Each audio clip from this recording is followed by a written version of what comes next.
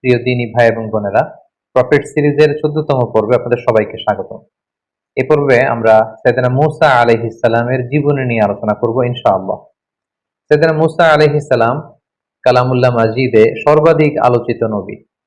কোরআন আল কারীমে যে নবীর ব্যাপারে আল্লাহ তাআলা সবচেয়ে বেশি আয়াত নাযিল করেছেন তিনি হচ্ছেন সাইয়েদনা মূসা আলাইহিস সালাম। তিনি ছিলেন বনী ইসরাইলদের প্রতি প্রেরিত অন্যতম রাসূল। মূসা আলাইহিস সালাম এবং ফেরাউন এবং বনী ইসরাইল নিয়ে কোরআনে অনেকগুলো সূরায় বিস্তরভাবে আলোকপাত করা হয়েছে। বিশেষ করে সূরাতুল আরাফে, সূরা তহাতে, সূরা কাসাসে, বিশেষ করে তিনটি সূরার প্রত্যেকটি সূরাতেই টানা ৬-৭ পৃষ্ঠাব্যাপী সাইয়েদনা মূসা আলাইহিস সালামের জীবন প্রবাহ নিয়ে সুদীর্ঘ আলোচনা সেখানে স্থান পেয়েছে। এবং সর্বশ্রেষ্ঠ যে ৪টি আসমানি কিতাব তার মধ্যে প্রথম আসমানি কিতাবটি হচ্ছে তাওরাত। এই তাওরাতকে আল্লাহ তাআলা সাইয়েদনা মূসা আলাইহিস সালামের উপর নাযিল করেছেন এবং তিনি আল্লাহ তাআলার সাথে সরাসরি কথা বলতেন। এজন্য ওনাকে বলা হয় কালিমুল্লাহ। আল্লাহ তাআলা বলছেন ওয়া কাল্লামাল্লাহু মূসা তাকলিমা। আল্লাহ তাআলা মূসা আলাইহিস সালামের সাথে ডিরেক্টলি উইদাউট এনি মিডিয়া, কোনো মাধ্যম ছাড়া, ফেরেশতাদের মাধ্যম ছাড়া সরাসরি কথা বলতেন। পৃথিবীতে অন্য কোনো নবীকে আল্লাহ তাআলা এই মর্যাদা দেননি যে সরাসরি আল্লাহ তাআলার সাথে কথা বলার সুযোগ। শুধুমাত্র মূসা আলাইহিস সালাম সরাসরি ডিরেক্টলি আল্লাহ তাআলার সাথে কথা বলার সুযোগ পেয়েছিলেন। এজন্য ওনাকে বলা হয় কালিমুল্লাহ অথবা নাজিউল্লাহ। মূসা আলাইহিস সালামের জন্মের সময়কালে মিশরের সোশিও পলিটিক্যাল অবস্থা কেমন ছিল এটা আমাদেরকে জানতে হবে। কারণ মূসা আলাইহিস সালাম যখন মিশরে জন্মগ্রহণ করেন তখন মিশরের জনগোষ্ঠীটা দুইটা ভাগে বিভক্ত ছিল। একটা ছিল কিপ্তি বা আদি মিশরী, এরাই ছিল মিশরের আদি বাসিন্দা। আরেকটা হচ্ছে বনী ইসরাইল। বনী ইসরাইলরা মূলত মিশরে এসেছিল সাইয়েদনা ইউসুফ আলাইহিস সালামের সময়কালে, যখন তিনি তার পিতা ইয়াকুব আলাইহিস সালামকে মিশরে আগমন করার জন্য আমন্ত্রণ জানিয়েছিলেন। ইয়াকুব আলাইহিস সালাম ওনার ১০ ছেলেকে নিয়ে যখন মিশরে আগমন করেন, ঠিক সেই সময়টাতে বনী ইসরাইলের সর্বপ্রথম মিশরে অ্যারাইভাল হয় এবং সেই সময়কাল থেকে সাইয়েদনা মূসা আলাইহিস সালাম পর্যন্ত মিশরে বেসিক্যালি দুইটা গোষ্ঠীতে বিভক্ত ছিল মিশরী জনগণ। একটা হচ্ছে মিশরের আদি অধিবাসী বা আদি বাসিন্দা, যাদেরকে কিপ্তি বলা হতো। আরেকটা হচ্ছে বনী ইসরাইলদের অবস্থান, যারা অনেকটা মিশরে সংখ্যালঘু অভিবাসীদের স্ট্যাটাসে তারা থাকতো।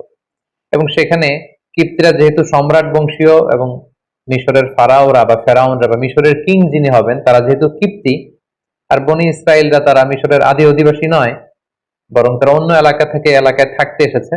ফলে এই এলাকায় একটা সামাজিক এবং রাষ্ট্রীয় এক ধরনের বিভাজন তৈরি হয়, দ্বিজাতিক একটা বিভাজন পদ্ধতি। এখানে দুইটা জাতি মূলত একসাথে বাস করতে শুরু করে। একটা হচ্ছে কিপ্তি, মিশরের আদি অধিবাসী, আর একটা হচ্ছে বনী ইসরাইল। এবং ফেরাউনের একটা বিশেষ স্বপ্নের কথা আমরা শুনবো এখনই। ফেরাউন একটি বিশেষ স্বপ্ন দেখে এবং এই স্বপ্ন দেখার পর থেকেই ফেরাউন বনী ইসরাইলদের উপর আরো চড়ে যায় এবং নানাভাবে বনী ইসরাইলদের উপর অত্যাচারের সর্বশেষ স্টিম রোলার সে তাদের উপর চালাতে থাকে। ফেরাউনের সে স্বপ্নটি ছিল, ফেরাউন একদিন স্বপ্নে দেখে যে বাইতুল মুকাদ্দাস থেকে একটা বিশাল আগুনের কুণ্ডলী এসে মিশরের রাজাদের যে রাজপ্রাসাদ, ফেরাউনের রাজপ্রাসাদ, এগুলোকে জ্বালিয়ে দিচ্ছে এবং মিশরের যে আদি অধিবাসী কিপ্তি তাদের ঘরগুলোকে জ্বালিয়ে দিচ্ছে। কিন্তু বাইতুল মুকাদ্দাস থেকে আসা সেই আগুনের কুণ্ডলী কোন বনী ইসরাইলের ঘরেও যাচ্ছে না, বনী ইসরাইলদেরকে জ্বালাচ্ছে না। এই স্বপ্ন দেখে সে তো ঘুম থেকে জেগে উঠলো।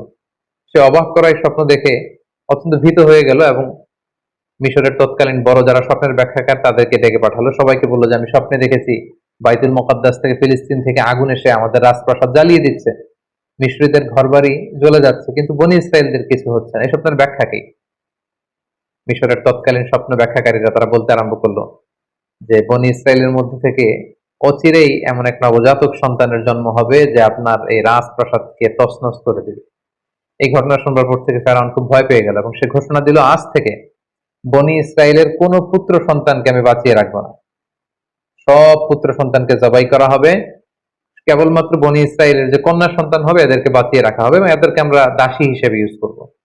আল্লাহ তাআলা কোরআনের অনেক জায়গায় এই ব্যাপারটি উল্লেখ করেছেন, ইউদাব্বিহুনা আবনাআকুম ওয়া ইস্তাহইউনা নিসাআকুম। তারা বনী ইসরাইলের পুত্র সন্তানদেরকে জবাই করে ফেলতো, একেবারে লিটারালি জবাই করে ফেলতো, স্লটার করে ফেলতো, এবং বনী ইসরাইলের যে কন্যা সন্তান তাদেরকে তারা জীবিত রাখতো। ঠিক এরকম একটি ভয়ঙ্কর পরিস্থিতির মধ্য দিয়ে যখন বনী ইসরাইলের কোন ফ্যামিলিতে কোন পুত্র সন্তান জন্মালেই তাকে মৃত্যুর মুখোমুখি হতে হয়, ঠিক ওই মুহূর্তে আল্লাহ তাআলা মূসা আলাইহিস সালামকে এই পৃথিবীতে পাঠালেন। এবং এমন ভাবে মূসা আলাইহিস সালামের মা ওনাকে পেটে ধারণ করেছেন যে আশেপাশের মানুষরা বুঝতে পারেনি, তিনি লুকিয়ে রেখেছিলেন। এবং আল্লাহ তাআলার পক্ষ থেকে তার কাছে ওহী প্রেরণ করা হয়েছিল, যে ব্যাপারে আল্লাহ তাআলা সূরাতুল কসাসের মধ্যে বলছেন, ওয়া আওহাইনা ইলা উম্মি মূসা আন আরদিঈহি ফাইযা খিফতি আলাইহি ফাআলকিহি ফিল ইয়াম্মি ওয়ালা তাখাফি ওয়ালা তাহজানি। আল্লাহ তাআলা সাইয়েদনা মূসা আলাইহিস সালামের মাকে প্রত্যাদেশ করলেন যে, হে মূসার মা, অর্থাৎ মূসা আলাইহিস সালামের মায়ের হৃদয়ের ভেতরে আল্লাহ তাআলা এমন কিছু ঢেলে দিলেন যাতে করে তিনি বুঝতে পারলেন যে যখনই মূসা জন্মগ্রহণ করবে তাকে আমার সাথে রাখা যাবে না। আল্লাহ তাআলা বললেন, ফাআলকিহি ফিল ইয়াম্মি ওয়ালা তাখাফি ওয়ালা তাহজানি। হে মূসার মা, তুমি সিন্ধুকের মধ্যে মূসাকে ঝুঁকিয়ে তাকে নীল নদে নিক্ষেপ করে দাও, আর ভয় পেও না তুমি। ইন্না রাদ্দুহু ইলাইকি, আমি অচিরেই আমার বিশেষ কৌশলে মূসাকে, অর্থাৎ তোমার নবজাতক সন্তানকে তোমার কোলেই আমি ফিরিয়ে দিব। সুবহানাল্লাহ। এবং তাকে আমি রসূল বানাবো। ব্যাপারটি কেমন ছিল? তিনি কাঠ দিয়ে সিন্দুক বানালেন, মূসা আলাইহিস সালামকে ভাসিয়ে দিলেন এবং মূসা আলাইহিস সালামের বোনকে তার মা বললেন যে তুমি নীল নদের পাশ দিয়ে হেঁটে যেতে থাকো এবং দেখো যে এই সিন্দুকটা কোথায় যায়। এই সিন্দুক যে ফেরাউনের বাড়ির যে নীল নদের ঘাট, সেখানে যে ভিড়ল, সেখানকার দাস দাসীরা সেটা পেয়ে বের করে ফেরাউনের স্ত্রী আসিয়া বিনতে মুজাহিমের হাতে দিল এবং আসিয়া খুলে দেখে যে ফুটফুটে একটা নবজাতক পুত্র সন্তান। এবং মূসা আলাইহিস সালামের চেহারায় ছোটবেলা থেকে আল্লাহ তাআলা এমন মায়া ঢেলে দিয়েছিলেন, তিনি বলছেন, ওয়া আলকাইতু আলাইকা মাহাব্বাতাম মিন্নি, হে মূসা, আমি আমার পক্ষ থেকে তোমার মধ্যে অনেক মহব্বত ঢেলে দিয়েছি, যেই তোমাকে দেখে সে পছন্দ করে ফেলে। তো আসিয়া বিনতে মুজাহিম যখন মূসা আলাইহিস সালামকে দেখলেন, ছোট্ট মূসা, তার চেহারার মধ্যে নূর ভাসছিল, আলোতে উদ্ভাসিত ছিল, তিনি পছন্দ করে ফেললেন এবং ফেরাউনকে বললেন যে আমাদের যেহেতু সন্তান নেই, আমরা এটাকে লালন পালন করব। ফেরাউনও না করতে পারলেন না স্ত্রীর অনুরোধে। কিন্তু সমস্যা দেখা দিল তখন যখন এই নবজাতক সন্তান কাঁদতে শুরু করলো ক্ষুধায়। এই বাচ্চাকে কে দুধ খাওয়াবে? আসিয়ার তো তখন দুধ খাওয়ানোর সুযোগ নেই। তখন ধাত্রী নিয়ে আসা হলো যে দুধ খাওয়াবে, কিন্তু মূসা আলাইহিস সালাম কোনো ধাত্রীর স্তন টাচ করছিলেন না। যত মহিলাকে আনানো হয় রাজপ্রাসাদে দুধ খাওয়ানোর জন্য, তিনি কারো কাছ থেকে দুধ খাচ্ছেন না। দূর থেকে কিন্তু মূসা আলাইহিস সালামের বোন দূর থেকে পুরো ঘটনাটি পর্যবেক্ষণ করছিল। এই পরিস্থিতি দেখে সে রাজপ্রাসাদে যেয়ে বলল যে আমার সন্ধানে এমন একজন ধাত্রী আছে, এই শিশু নিশ্চয়ই সে ধাত্রীর স্তন থেকে দুধ পান করবে। এবং এই কথা বলে মূসা আলাইহিস সালামের বোন তার মাকে ডেকে নিয়ে আসলো এবং ঠিকই মূসা আলাইহিস সালামের মা যখন মূসা আলাইহিস সালামকে কোলে নিলেন, সাথে সাথে শিশু মূসা তিনি হাসতে আরম্ভ করলেন এবং মায়ের স্তন থেকে দুধ খেতে আরম্ভ করলেন। কিন্তু ফেরাউন, আসিয়া সহকারে রাজপ্রাসাদের কেউই টের পেল না যে এটি হচ্ছে এই নবজাতক সন্তানের প্রকৃত মাতা। আল্লাহ তাআলা বললেন, ওয়া হাররামনা আলাইহিল মারাদিআ মিন ক্বাবলু ফাকালাত হাল আদুল্লুকুম আলা আহলি বাইতিন ইয়াকফুলুনাহু লাকুম ওয়া হুম লাহু নাসিহুন। পুরো বিষয়টি আল্লাহ তুলে ধরলেন এবং আল্লাহ তাআলা বললেন, ফারাদাদনাহু ইলা উম্মিহি কাই তাফাররা আইনুহা ওয়া লা তাহজান। আমি কৌশল করে মূসাকে তার মায়ের কোলে ফিরিয়ে দিলাম, যাতে তার মায়ের মনে আর দুশ্চিন্তা না হয়, তার মায়ের হৃদয়টা যেন ঠান্ডা হয়, চক্ষু যেন শীতল হয়, এই ব্যবস্থা আমি আল্লাহ তাআলা করে দিলাম। এটা বেসিকলি ছিল মূসা আলাইহিস সালামের প্রতি আল্লাহ তাআলার বিশেষ একটি নিয়ামত। এভাবে আল্লাহ তাআলার বিশেষ কৌশলে, আল্লাহ তাআলার বিশেষ প্ল্যানের অংশ হিসেবে ফেরাউনের শত্রু, ফেরাউনের নিজ রাজপ্রাসাদে রাজকীয় সম্মানে বড় হতে লাগলো। সেদিনা মূসা আলাইহিস সালাম শৈশব পেরিয়ে কৈশোরে পদার্পণ করলেন, কৈশোর শেষে তিনি যৌবনে পদার্পণ করলেন এবং জীবনের প্রায় ৩০টি বছর তিনি ফেরাউনের রাজপ্রাসাদে থেকে তিনি বড় হলেন। মূসা আলাইহিস সালামের শৈশবকালের পর থেকে সুইচ করে আল্লাহ তাআলা ওনার যৌবনকালের একটি ঘটনা তিনি উল্লেখ করেছিলেন। তিনি রাস্তা দিয়ে একবার হাঁটছিলেন, হঠাৎ দেখলেন যে দুইজন লোক ঝগড়া করছে। ফাওয়াজাদা ফিহা রাজুলাইনি ইয়াকতাতিলান, একজন মিশরীয়, একজন বনী ইসরাঈলের। এখানে বেসিক্যালি অপরাধী ছিল ঝগড়ার মধ্যে, দুইজনের মধ্যে অপরাধী লোক ছিল হচ্ছে মিশরী লোকটি, আর বনী ইসরাঈলের লোকটি ছিল মাজদুম, নিরপরাধী। মূসা আলাইহিস সালাম দেখলেন তাই তো, এই লোকটা তো অপরাধ করছে। উনি যে থামতে বললেন, তারা থামছে না। সেদিনা মূসা আলাইহিস সালাম আঘাত করলেন, একটা থাপ্পড় মারলেন মিশরীর গালে। তো তিনি আঘাত করেছিলেন লোকটাকে থামানোর জন্য, কিন্তু সেদিনা মূসা আলাইহিস সালামের হাতে আল্লাহ তাআলা এত শক্তি দিয়েছেন যে ওই থাপ্পড় খেয়েই মুহূর্তের মধ্যে ওই মিশরী ওই জায়গাতে মৃত্যুবরণ করে। সাইয়েদনা মূসা আলাইহিস সালাম ভয় পেয়ে গেলেন। দূর থেকে এক লোক এসে বলল যে, হে মূসা, তুমি তাড়াতাড়ি পালাও। ওয়াজাআ রাজুলুম মিন আকসাল মাদিনাতি ইয়াসআ ক্বালা ইয়া মূসা ইন্নাল মালাআ ইয়াতামিরুনা বিক লিয়াকতুলুকা ফাখরুজ ইন্নী লাকা মিনান নাসিহিন। সে এসে বলল, হে মূসা, তুমি পালাও, তোমাকে হত্যার জন্য ফেরাউনের আশেপাশের লোকজন, সভাসদ বর্গ তারা প্ল্যান করছে, তুমি বাঁচতে চাইলে এলাকা থেকে পালিয়ে যাও। সাইয়েদনা মূসা আলাইহিস সালাম এখান থেকে চলে গেলেন এবং মিশর ছেড়ে তিনি যেতে যেতে মাদিয়ান সীমান্তে চলে আসলেন। মাদিয়ানের কথা আমরা শোয়েব আলাইহিস সালামের ঘটনার সময় পড়েছি, যেটা অ্যারাবিয়ান পেনিনসুলার একেবারে উত্তর পশ্চিম এলাকাতে অবস্থিত, অর্থাৎ দ্য গালফ অফ আকাবা, আকাবা উপসাগর এবং লোহিত সাগরের তীর ঘেঁষে একটি শহর। তিনি মিশর ছেড়ে প্রাণে বাঁচবার জন্য দৌড়াতে দৌড়াতে মিশর ছেড়ে মাদিয়ান এলাকাতে তিনি ঢুকে গেলেন এবং ঢুকে দেখলেন সেখানে দুজন যুবতী মেয়ে বসে আছে। তিনি তাদের কাছে যেয়ে বললেন, ক্বালা মা খাতবুকুমা, তোমরা বসে আছো কেন এখানে? তারা বলল, আমরা একজন বৃদ্ধ মানুষের দুজন কন্যা, আমরা ছাগলকে পানি পান করাতে এসেছি, কিন্তু এলাকার লোকেরা তারা ভিড় করছে, পানি পান করাচ্ছে, ফলে আমরা তাদেরকে ভিড় ঠেলে যে আমাদের ছাগলগুলোকে যে পানি পান করবো আমাদের সামর্থ্য নেই। সাইয়েদনা মূসা আলাইহিস সালাম নিজে দায়িত্ব নিয়ে এই দুজন যুবতী মেয়ের সাথে যে ছাগলগুলো ছিল এগুলোকে পানি পান করিয়ে দিল এবং তিনি আল্লাহ তাআলার কাছে দোয়া করতে লাগলেন যে, হে আল্লাহ, কোন এলাকাতে আমি আসলাম, এখানে কোথায় যাব? আমার ঘর নেই, আমার বাড়ি নেই, আমাকে আশ্রয় দেওয়ার কেউ নেই। তিনি যখন আল্লাহ তাআলার কাছে কায়মান বাক্যে দোয়া করছিলেন, এই দুইজন যুবতী যে বাড়িতে তাদের পিতার কাছে সবকিছু খুলে বললেন। কোন কোন মুফাসসিরিন একরাম বলেছেন যে উনিই হচ্ছেন শুআয়ব আলাইহিস সালাম, কেউ কেউ বলেছেন না, তিনি শুআয়ব আলাইহিস সালাম নন, তিনি ছিলেন আল্লাহ তাআলার একজন প্রিয় ভাজন বান্দা। এবং তারা যখন এই কথা বলল, ওই বৃদ্ধ লোকটি বললেন, তাহলে সেই যুবককে ডেকে আনো, তাকে তো ধন্যবাদ দেওয়া দরকার। তাদের একজন মেয়ে সাইয়েদনা মূসা আলাইহিস সালামের কাছে যেয়ে বললেন, আমাদের পিতা আপনাকে ডেকে পাঠিয়েছে, চলুন। সাইয়েদনা মূসা আলাইহিস সালাম গেলেন এবং যাওয়ার পরে সেই ব্যক্তিটি সাইয়েদনা মূসা আলাইহিস সালামকে ধন্যবাদ দিলেন এবং বললেন, তোমার ঘটনাটি আমাকে খুলে বলো, তাহলে আমি তোমাকে কিছু উপদেশ দিতে পারি। সাইয়েদনা মূসা আলাইহিস সালাম পুরো ব্যাপারটি খুলে বললেন যে, এমন এমন ঘটনা, আমি জালেমদের কবল থেকে পালিয়ে এসেছি। তিনি বললেন যে, নাজাউতা মিনাল কওমিজ যালিমিন, তুমি তো বেঁচে এসেছো। তো মূসা আলাইহিস সালাম খুব শক্তিশালী ছিলেন এবং এই বৃদ্ধ লোকের কন্যাদের সাথে যখন কথা বলছিলেন, তিনি তাদের চেহারার দিকে না তাকিয়ে নিচের দিকে তাকিয়েছিলেন। এগুলো যখন মেয়েগুলো তাদের বাবাকে বলছিল, হঠাৎ করে একটা মেয়ে বলল যে, ইয়া আবা তিস্তাজিরহু, বাবা, আমাদের তো একজন কাজের লোকের দরকার, আমরা মেয়ে হয়ে কিভাবে ছাগলগুলো নিয়ে পানি পান করাবো? আপনি একটা কাজ করেন, এই যুবককে আমাদের ঘরের বিভিন্ন কাজ করবার জন্য, ছাগলগুলোকে দেখভাল করার জন্য তাকে রেখে দেন, টাকার বিনিময়ে, অর্থের বিনিময়ে রেখে দেন। ইন্না খায়রা মান ইস্তাজারতাল কবিয়ুল আমিন, হে বাবা, এমন লোককে আমাদের ঘরের অ্যাসিস্ট্যান্ট হিসেবে রাখা দরকার যে শক্তিশালী এবং নিরাপদ, বিশ্বস্ত। এবং এই ভিনদেশী যুবকের মধ্যে আমরা দুই বোন, এই দুটো গুণই পেয়েছি। একে তো সে শক্তিশালী, সে সবাইকে ঠেলে আমাদের ছাগলগুলোকে পানি পান করিয়ে দিতে পেরেছে, এবং সে বিশ্বস্ত, সে আমাদের অনেক সম্মান করেছে, রেসপেক্ট করেছে, এবং সে আমাদের দিকে চোখ তুলে তাকায়। তখন বৃদ্ধ লোকটি সাইয়েদনা মূসা আলাইহিস সালামকে প্রপোজাল দিলেন। কালামুল্লাহ মাজিদের সূরাতুল কসাসে আল্লাহ তাআলা বিস্তারিত এগুলো বর্ণনা করেছেন, আমি শুধু ঘটনা প্রবাহটি এখানে স্টেপ বাই স্টেপ শেয়ার করছি। বৃদ্ধ লোকটি সরাসরি মূসা আলাইহিস সালামকে প্রস্তাব করলেন যে, মূসা, তুমি যদি টানা 8 বছর আমার এখানে বাসায় কাজ করো, আমার ছাগলগুলোকে দেখাশোনা করো, তাহলে আমার একটি কন্যাকে তোমার সাথে আমি বিবাহ দিব। আর তুমি যদি 10 বছর পূর্ণ করো, এটা তোমার ইখতিয়ার, এটা আরো ভালো হয়, 8 কিংবা 10। সাইয়েদনা মূসা আলাইহিস সালাম রাজি হলেন। এই লম্বা 8টি বছর বা 10টি বছর সাইয়েদনা মূসা আলাইহিস সালাম নিজ এলাকা ছেড়ে, নিজ জন্মভূমি মিশর ছেড়ে তিনি মাদিয়ানে কাটালেন।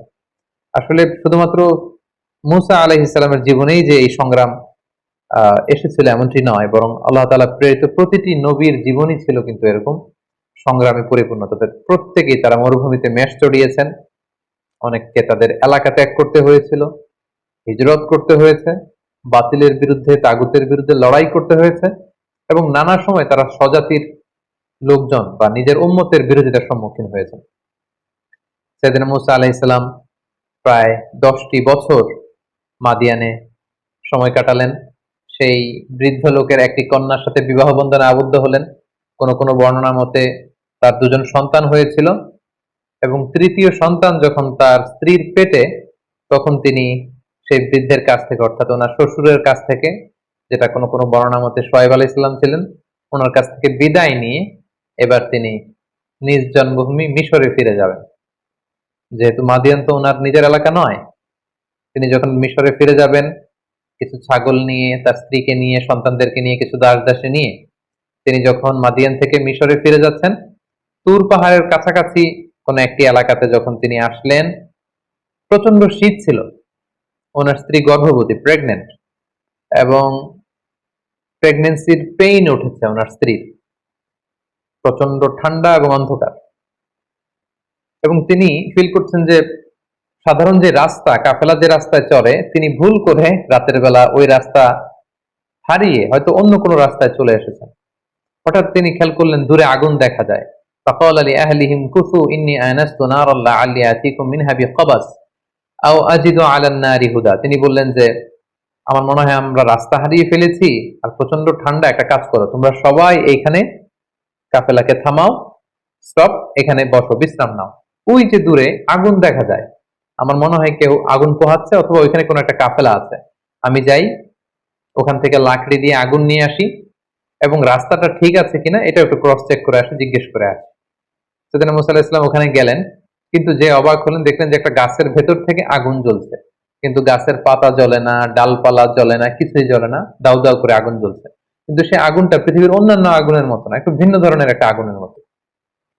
এবং আগুনের ভেতর থেকে একটা সাউন্ড আসলো। তিনি প্রথমে ভেবেছিলেন মানুষরা বসে হয়তো আগুন পোহাচ্ছে, কিন্তু যে দেখেন কোনো মানুষ নেই। অদ্ভুত কাণ্ড, গাছের ভেতরে আগুন জ্বলছে। হঠাৎ সেখান থেকে একটা আওয়াজ আসলো। আওয়াজটা হচ্ছে ইন্নি আনা রব্বুক, মানে আমি তোমার প্রভু, আই এম ইউর লর্ড। ফাখলানা আলাইক, মুসা তোমার জুতা খোলো, শুজ অফ। ইন্নাকা বিল ওয়াদিল মুকাদ্দাসি তুয়া, হে মুসা তুমি একটা পবিত্র উপত্যকায়, ভ্যালিতে এসেছো, যেটার নাম হচ্ছে তুয়া। ওয়া আনা আখতারতুকা ফাসতামি' লিমা ইউহা, আর আমি তোমাকে নবী হিসেবে অ্যাসাইন করলাম জাস্ট নাও, এখন থেকে তুমি নবী। এখন আমি তোমাকে কিছু প্রত্যাদেশ দিব, আমি কি বলছি মনোযোগ দিয়ে শোনো। প্রথম যে আল্লাহ প্রত্যাদেশ দিলেন সেটা হচ্ছে ইন্নানি আনাল্লাহ লা ইলাহা ইল্লা আনা ফা'বুদনি, অর্থাৎ হে মুসা আমি হচ্ছে আল্লাহ, আমি ছাড়া কোনো ইলাহ নেই, আমার ইবাদত করো। তাহলে প্রথম প্রত্যাদেশ হচ্ছে এক আল্লাহর ইবাদত করা, তাওহীদের বাণী। দুই নম্বর প্রত্যাদেশ হচ্ছে ওয়া আকিমিস সালাতা লিযিকরি, হে মুসা আমার স্মরণে সালাত কায়েম করো। এরপরে আল্লাহ তাআলা আখিরাতের কথা বললেন যে ইন্নাস সাআতা আতিয়াতুন আকাদু উখফিহা লিতুজজা কুল্লু নাফসিন বিমা তাসআ, আর কিয়ামত হবেই হবে। আখিরাত বলে একটা কথা আছে, এই দুনিয়াতে যে মানুষ যারাই যা করেছে তার প্রতিটি কাজের প্রতিদান তারা সেদিন পাবে। তাহলে তিনি তাওহীদের কথা বললেন, একত্ববাদের কথা বললেন, তিনি ইবাদতের পদ্ধতি বাতলে দিলেন, এবং আখিরাত বলে যে একটা কথা আছে, দ্য কনসেপ্ট অফ আখিরা, এগুলো বললেন। এগুলো বলে তিনি বললেন যে যাও মুসা, তুমি যে দাওয়াত দাও। মুসা আলাইহিস সালাম ভয় পেয়ে গেলেন। তিনি ভাবলেন যে আমি কি এখন এগুলো নিয়ে দাওয়াত দিতে পারবো? আল্লাহ তাআলা সাইয়েদনা মুসা আলাইহিস সালামকে শুধু মেসেজ দিয়ে ছেড়ে দেন যে যাও তুমি নবী, এই কথাগুলো পৌঁছে দাও না। আল্লাহ তাআলা আমরা জানি যে নবীদেরকে মুআজিজা দিয়ে থাকেন। এবার আল্লাহ তাআলা সাইয়েদনা মুসা আলাইহিস সালামকে দুইটা মুআজিজা দিবেন। আল্লাহ তাআলা জিজ্ঞেস করলেন ওমা তিলকা বিয়ামিনিকা ইয়া মুসা, মুসা তোমার ডান হাতে কি? ক্বালা হিয়া আসায়া, তিনি বললেন এটা লাঠি, এটা দিয়ে আমি অনেক কাজ করি। আল্লাহ বললেন লাঠিটা ফেলো তো। মুসা আলাইহিস সালাম লাঠিটা ফেললেন, মুহূর্তের মধ্যে ফাইযা হিয়া হাইয়াতুন তাসআ, এটা একটা সাপ হয়ে গেল। মুসা আলাইহিস সালাম থেকে ভয় পেয়ে গেলেন। আল্লাহ বললেন খুদহা ওয়ালা তাখাফ, মুসা ভয় পেও না, সানুঈদুহা সিরাতাহাল উলা, এটা তুমি ধরার সাথে সাথেই আগের মতো করে লাঠি হয়ে যাবে। তিনি ধরলেন এবং দেখতে পেলেন মুহূর্তের মধ্যে সেটা লাঠি হয়ে গিয়েছে। সুবহানাল্লাহ। এটা ছিল এক নম্বর মুআজিজা। দুই নম্বর মুআজিজা হচ্ছে আল্লাহ বললেন যে ওয়াদমুম ইয়াদাকা ইলা জানাহিকা তাখরুজ বাইদা মিন গায়রি সু, হে মুসা তোমার বগলের ভেতর থেকে বা পকেট থেকে তোমার হাতটাকে এরকম বের করো, দেখবে যে তোমার হাতের মধ্যে জ্বলজ্বলে আভা। সাইয়েদনা মুসা আলাইহিস সালাম আল্লাহ তাআলার আদেশের সাথে সাথে হাতটা এরকম বের করলেন। বের করার সাথে সাথে তিনি দেখতে পেলেন যে হাতের ভেতর থেকে জ্বলজ্বলে আলোকচ্ছটা বেরোচ্ছে। আল্লাহ বললেন যাও, এই দুইটা জিনিস দিলাম, লাঠি ফেললে সাপ হয়ে যাবে, হাত দেখালে এখান থেকে ফোকাস যাবে, নূর, আলো যাবে। এই দুটা দিয়ে তুমি তোমার নবুয়তের প্রমাণ দিবে। ইযহাব, যাও মুসা, ইলা ফিরআউনা ইন্নাহু তাগা, ফিরআউনের কাছে যাও, ফিরআউন তো অবাধ্য হয়েছে, তাকে যে দিনের দাওয়াত দাও। আল্লাহ তাআলা যখন আদেশ করলেন যে মুসা তুমি ফিরআউনের কাছে যাও, এই দাওয়াতগুলো পৌঁছে দাও, তিনি বললেন যে আল্লাহ আমার মুখের জড়তার কারণে আমি সুস্পষ্ট ভাষায় কথাগুলো পৌঁছাতে পারেন, আমার ভাই হারুনকে আপনি নবী বানিয়ে দেন। আল্লাহ তাআলা কবুল করলেন, হারুন আলাইহিস সালামকেও তিনি নবুয়ত দান করলেন। এবার দুই ভাইকে একসাথে অর্ডার করলেন যে ইযহাবা ইলা ফিরআউনা ইন্নাহু তাগা। এতক্ষণ বলেছিলেন মুসা যাও, এখন বললেন যে দুইজন যাও, মুসাও যাও হারুনও যাও, অবদ্ধ ফেরাউনকে দাওয়াত দাও। তবে মনে রেখো ফাকুলা লাহু কওলান লাইয়িনান লাআল্লাহু ইয়াতাযাক্কারু আও ইয়াখশা। তোমরা দুজনে যে কোমল ভাষায়, সফট ল্যাঙ্গুয়েজে ফেরাউনকে দাওয়াত দাও, কারণ দাওয়াতের ভাষা হতে হয় সফট, কোমলতা বজায় রেখে তোমরা যে দাওয়াত দাও। সাইয়েদনা মুসা আলাইহিস সালাম আল্লাহর উপর ভরসা করে ভাই হারুনকে নিয়ে গেলেন এবং যে তিনি ফেরাউনের কাছে একটি আহ্বান এবং একটি প্রস্তাবনা রাখি। আহ্বানটি ছিল যে এ ফেরাউন, আমাকে এবং আমার ভাইকে আল্লাহ তাআলা নবী বানিয়ে পাঠিয়েছেন, আমরা আল্লাহর পক্ষ থেকে রসুল হয়ে এসেছি, আমাদেরকে রসুল মানো আর আল্লাহ তাআলাকে এক রব বা ইলাহ হিসেবে মেনে নাও। এটা ছিল আহ্বান। আর প্রস্তাবনা ছিল, তুমি যেহেতু বনি ইসরায়েলের উপর অত্যাচার করছো, তুমি বনি ইসরায়েলদেরকে মুক্ত করে আমাদের সাথে দিয়ে দাও। এটা কেমন যেন একটা পুরো বনি ইসরায়েলের জাতিগোষ্ঠীর জন্য একটা ইমানি আন্দোলন বা স্বাধীনতা আন্দোলন, বনি ইসরায়েলদেরকে মুক্ত করার আন্দোলন। একটি আহ্বান, একটি প্রস্তাবনা। আহ্বান হচ্ছে আল্লাহকে মানো, আমাদেরকে রসুল হিসেবে স্বীকৃতি দাও, আর যদি এটা করতে না চাও অ্যাটলিস্ট বনি ইসরায়েলদেরকে আমাদের সাথে যেতে দাও। ফেরাউনের সাথে বিশাল লম্বা কনভারসেশন হয়েছে সূরাতুশ শুআরাতে। যেহেতু শুরুতে আমরা বলেছি যে মুসা আলাইহিস সালামের ব্যাপারে এত এত আয়াত কালামুল্লাহ মাজিদে আল্লাহ তাআলা এনেছেন, যেগুলোর বিস্তারিত আলোচনা একটি পর্বে করাটা খুবই দুষ্কর, সেহেতু আমরা শুধু স্টেপ বাই স্টেপ ঘটনা প্রবাহের সামান্য ইঙ্গিত করব এবং অধিকাংশ আয়াতগুলোকে স্কিপ করে সংক্ষেপে শুধু ঘটনা প্রবাহটি উল্লেখ করব। সাইয়েদনা মুসা আলাইহিস সালামের সাথে ফেরাউনের লম্বা কনভারসেশন হয়। সেখানে মুসা আলাইহিস সালাম বললেন যে আরসিল মা'আনা বানি ইসরাইল, বানি ইসরাইলকে আমাদের সাথে যেতে দাও। ফেরাউন সেটাকে প্রত্যাখ্যান করলো। সে বলল, তুমি কোন রবের কথা নিয়ে এসেছো? ওমা রব্বুল আলামিন, এই রব আবার কে? তুমি যে নবী হয়েছো তার প্রমাণ কি? সাইয়েদনা মুসা আলাইহিস সালাম বললেন যে আমি প্রমাণ নিয়ে এসেছি, এই যে দেখো। লাঠি ফেললেন, সাপ হয়ে গেল। হাত উঁচু করলেন, হাতের ভেতর থেকে আলোকচ্ছটা বিচ্ছুরিত হতে লাগলো। এসব কিছু দেখেও ফেরাউন এবং তার সভাসদবর্গ সাইয়েদনা মুসা আলাইহিস সালাম এবং হারুন আলাইহিস সালামকে নবী হিসেবে মানতে নারাজ হলো। সবশেষে ফেরাউন মুসা আলাইহিস সালামের সব কথাকে, দাওয়াতকে প্রত্যাখ্যান করে বলতে আরম্ভ করলো, ফাজআল বাইনানা ওয়া বাইনাকা মাওঈদা লা নুখলিফুহু নাহনু ওয়ালা আনসা মাকানান সুয়া। মুসা, এত কিছুর শোনার দরকার নাই, তুমি যদি আমার সাথে কনফ্লিক্টে জড়াতে চাও, তুমি কি মুআজিজা নিয়ে এসেছো দেখি। আমি তো এটাকে মুআজিজা মনে করি না, আমি মনে করি জাদু। দেখি আমার জাদুকরদেরকেও ডাকবো, তুমিও তোমার এই জাদু নিয়ে আসো, দেখি কে জিতে। তুমি একটা ডেট দাও, অ্যাপয়েন্টমেন্ট দাও, যেদিন আমিও আসবো তুমিও আসবে, সেদিন সবচেয়ে বড় খেলা হবে, তুমি আসো। ক্বালা মাওঈদুকুম ইয়াউমুজ যিনাতি ওয়া আন ইউহশারান নাসু দুহা। সাইয়েদনা মুসা আলাইহিস সালাম বললেন, ঠিক আছে, সামনের যে আমাদের ফেস্টিভ্যাল আছে, উৎসবের দিন, সেদিন আসো এবং দুপুর বেলায়, যেদিন একেবারে ভেরি সানি ডে, আলোকোজ্জ্বল একটা দিন, সেদিন আমিও আসবো, তুমিও জাদুকরদের নিয়ে আসো। সেদিন মুসা আলাইহিস সালামের এই কথা শুনে ফেরাউন রাজি হলো এবং ফেরাউন মিশরের বিভিন্ন শহরে বড় বড় জাদুকরদেরকে একসাথে একত্রিত হওয়ার জন্য বলল এবং ফেরাউন তাদেরকে আশ্বস্ত করলো, যদি তোমরা মুসার উপরে তাকে হারিয়ে বিজয় লাভ করতে পারো, অনেক সম্মান তোমাদের হবে, আমার খুব কাছে চলে আসতে পারবে, অনেক উপঢৌকন, টাকা পয়সা, সম্মান, খ্যাতি সব তোমাদেরকে আমি দান করব, কিন্তু শর্ত হচ্ছে মুসাকে হারাতে হবে। উৎসবের দিন মিশরে সব মানুষ একত্রিত হলো, ফেরাউন আসলো, সেদিন মুসা আলাইহিস সালাম আসলেন, জাদুকররা আসলো। জাদুকররা এসে বলল, ক্বালু ইয়া মুসা, হে মুসা, ইম্মা আন তুলকিয়া ওয়া ইম্মা আন নাকুনা নাহনুল মুলকিন। আপনি জাদু আগে ফেলবেন না আমরা ফেলবো? মুসা আলাইহিস সালাম বললেন, তোমরা ফেলো। তারা ফেলতে আরম্ভ করলো।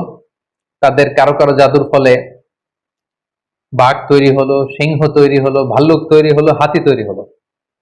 এবার মুসা আলাইহিস সালাম বললো যে আমি আমার মুআজিজা কি প্রদর্শন করব? তারা বললো, হ্যাঁ, আপনি প্রদর্শন করুন। সেদিন মুসা আলাইহিস সালাম তখন ওনার হাতের লাঠিটা শুধু ফেললেন এবং আল্লাহু আকবার, লাঠি ফেলার সাথে সাথে হাইয়াতান তাসা, বিশাল এক সাপ হয়ে গিয়েছে। এবং এই মুআজিজা বিশিষ্ট সাপ সেই জাদুর বাঘ, ভাল্লুক, সিংহ যত কিছু ছিল সবকিছুকে খেয়ে ফেরাউনের সামনে এরকম হাঁ করে আছে। এবং এই দৃশ্য দেখে জাদুকররা তো অবাক, কারণ কোনটা জাদু এটা জাদুকররা খুব ভালো করেই জানে। তারা বুঝতে পেরেছে যে এটা আসলে জাদু নয়, এটা মুআজিজা ছাড়া অন্য কিছু নয়, এবং এই ব্যক্তি আল্লাহ তাআলার পক্ষ থেকে প্রেরিত রাসূল ছাড়া অন্য কেউ নন।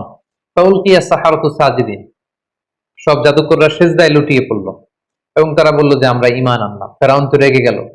ফেরাউন বলল যে আমার অনুমতি দেওয়ার আগেই তোমরা সারেন্ডার করে ফেললে, তোমাদের প্রত্যেককে আমি হত্যা করব। তোমাদের ডান হাত বাম পা, বা হাত ডান পা এভাবে করে কাটবো। ফেরাউনের এই শাস্তির কথা শুনেও জাদুকররা মোটেও বিচলিত না হয়ে তারা বলল যে ক্বালু লা দাইর, কোনো সমস্যা নেই, আপনি যত শাস্তি আমাদেরকে দেন না কেন, ইন্না ইলা রাব্বিনা মুনকালিবুন, আমরা তো আমাদের রবের দিকেই ফিরে যাব, সো আমরা এটাকে ভয় করি না। হাজারো হাজারো মানুষের সামনে এই জাদুকরগুলো সেজদায় লুটিয়ে পড়ল এবং মুসা আলাইহিস সালাম যে আল্লাহ তাআলার প্রেরিত রাসূল এটার ঘোষণা দিল এবং এক আল্লাহকে ইলাহ হিসেবে তারা মেনে নিল।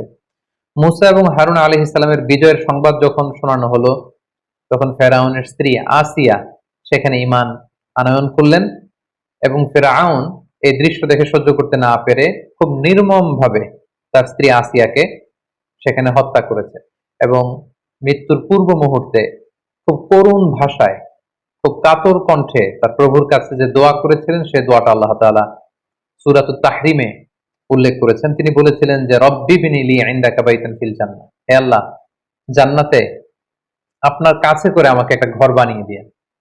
ওয়া নাজ্জিনি মিন ফিরআউন, আপনি ফেরাউনের এই কাজ থেকে আমাকে বাঁচান, জুলুম থেকে বাঁচান। ওয়া নাজ্জিনি মিনাল কওমিজ যালিমিন, জালেমদের থেকে বাঁচান। আল্লাহ তাআলা সাইয়েদনা জিবরাইল আলাইহিস সালামকে বললেন, যাও আসিয়ার সামনে জান্নাতের দৃশ্যটাকে তুলে ধরো। এবং আসিয়া যখন মৃত্যুবরণ করছিলেন তিনি জান্নাতের দৃশ্যটা, জান্নাতের নাজ নেয়ামত সৌন্দর্য দেখে দেখে এই পৃথিবী থেকে বিদায় নিয়েছিলেন। আল্লাহু আকবার। খুব সংক্ষেপে আমরা এই ব্যাপারটি এখানে শেষ করলাম। ফেরাউন তখন পুরো মিশরের জনগণকে ভয় দেখানোর জন্য থ্রেট দিল, ফাহাশারা ফানাদা, সবাইকে জড়ো করে সে থ্রেট দিয়ে বলল যে আনা রব্বুকুমুল আ'লা, যে আমি তোমাদের বড় প্রভু। এবং সে বলল মা আলিমতু লাকুম মিন ইলাহিন গায়রি, আমি ছাড়া এই পৃথিবীতে আরো কোনো রব থাকতে পারে, উপাস্য থাকতে পারে, সেটা তো আমি জানিই না। সাইয়েদনা মূসা আলাইহিস সালামের দাওয়াতকে যখন ফেরাউন প্রত্যাখ্যান করলো, আল্লাহ তাআলা ফেরাউন এবং তার গোষ্ঠীর মধ্যে নানা ধরনের শাস্তি চাপিয়ে দিলেন। সূরাতুল আ'রাফের বিভিন্ন আয়াতে আল্লাহ তাআলা এটা উল্লেখ করেছেন। কখনো আল্লাহ তাআলা ফেরাউন এবং তার জাতিগোষ্ঠীকে দুর্ভিক্ষ দিয়ে শায়েস্তা করেছেন, কখনো তাদের মিশরের ফসলগুলোকে নষ্ট করে আল্লাহ তাআলা শায়েস্তা করেছেন। আরসালনা আলাইহিমুত তুফান, কখনো তুফান পাঠিয়েছেন, ওয়াল জারাদ পঙ্গপাল পাঠিয়েছেন, ওয়াল কুম্মাল উকুন পাঠিয়েছেন, ওয়াদ দাফাদিআ ব্যাঙ পাঠিয়েছেন, ওয়াদ দাম রক্ত পাঠিয়েছেন। এগুলো দিয়ে আল্লাহ তাআলা ফেরাউনকে এবং ফেরাউনের জাতিগোষ্ঠী মিশরীয়দেরকে তিনি শাস্তি দিয়েছেন। এবং প্রত্যেকটা শাস্তি যখন মারাত্মক আকার ধারণ করত, ফেরাউনের লোকজন যে মুসা আলাইহিস সালামকে বলতো যে মুসা তুমি আল্লাহর কাছে দোয়া করো, আল্লাহ যদি এই শাস্তি থেকে আমাদের বাঁচায়, আমরা হয় ঈমান আনবো নতুবা বনী ইসরাইলকে তোমার সাথে চলে যেতে দিব। কিন্তু তার কোনোটাই তারা করেনি। মুসা আলাইহিস সালাম প্রত্যেকবার দোয়া করতেন, আল্লাহ তাআলা ওনার দোয়ার বরকতে শাস্তি তুলে নিতেন, কিন্তু আবার তারা আগের মতোই অবাধ্যতা, পাপাচার, অনাচার সেই রাস্তায় তারা আবার ফিরে যেত। এভাবে একের পর এক আল্লাহ তাআলা তাদের উপর শাস্তি পাঠাতে লাগলেন এবং শাস্তি যখন মারাত্মক আকার ধারণ করে তারা মুসা আলাইহিস সালামের দ্বারস্থ হয়। আল্লাহ যখন কোম্মাল দিয়ে শাস্তি দিলেন, মানে উকুন দিয়ে, তাদের হাতে পায়ে গায়ে চুলে দাড়িতে সব জায়গায় শুধু উকুন আর উকুন। আল্লাহ যখন তাদেরকে ব্যাঙ দিয়ে শাস্তি দিলেন, তাদের ঘরে, রাস্তায়, যে কোনো জায়গায় তারা শুধু ব্যাঙের লাফালাফি দেখতে লাগলো।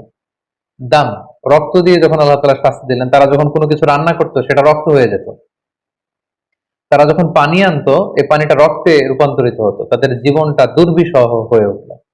তারা সর্বশেষ যে মুসা আলাইহিস সালামকে বলল যে এইবার তুমি আল্লাহ তাআলার কাছে দোয়া করো, আল্লাহ যেন এই গজব, এই আযাব, এই শাস্তি আমাদের থেকে উঠিয়ে নেন, এরপরে আমরা আর কখনো এই পাপাচারিতা করবো না এবং বনী ইসরাইলকে তোমার সাথে যেতে দিব।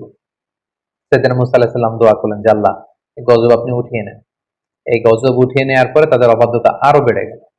আল্লাহর নবী মুসা আলাইহিস সালাম ফেরাউনকে বারবার দাওয়াত দেওয়ার পরেও ফেরাউন যখন সত্যের পথকে গ্রহণ করলো না এবং বনী ইসরাইলকে মুসা আলাইহিস সালামের সাথে যেতে দিল না, তখন আল্লাহ তাআলা সরাসরি প্রত্যাদেশ করলেন যে ফাআসরি বিইবাদি লাইলান ইন্নাকুম মুত্তাবাউন, হে মুসা আর কাল বিলম্ব করবার দরকার নেই, আজ রাতেই তুমি বনী ইসরাইলকে নিয়ে লোহিত সাগরের দিকে রওনা হয়ে যাও, তোমরা সেই পথ দিয়ে বাইতুল মুকাদ্দাসের দিকে যাবে।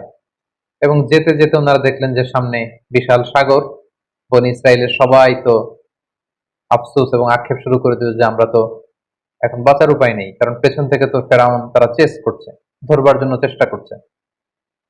আল্লাহ তাআলা বললেন যে মুসা, তুমি চিন্তা করো না, তোমার লাঠি ফেলো।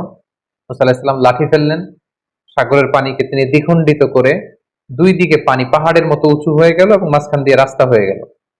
আল্লাহ তাআলা বলেন আনিদ্রিব বিআসাকাল বাহার, লাঠি দিয়ে একটা বাড়ি মারো। ফানফালাকা, দুই ভাগ হয়ে গেল। ফাকানা কুল্লু ফিরকিন কাত্তাউদিল আযীম, পানিটা দুই ভাগ হয়ে বিশাল পাহাড়ের মতো এরকম ঠায় দাঁড়িয়ে রইল, আর মাঝখানে রাস্তা। সুবহানাল্লাহি ওয়া বিহামদিহি।